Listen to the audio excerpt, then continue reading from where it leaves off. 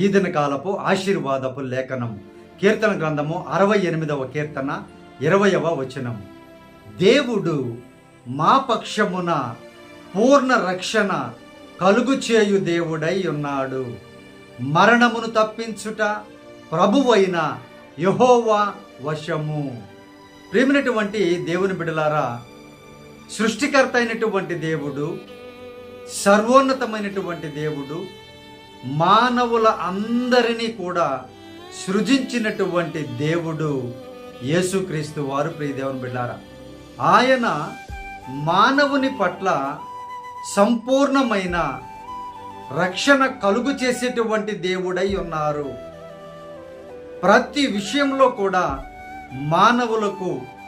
మానవుల్లో ఉన్నటువంటి ఆత్మకు రక్షణ కలుగు చేసేటువంటి నమ్మదగిన ప్రాణమిచ్చిన దేవుడు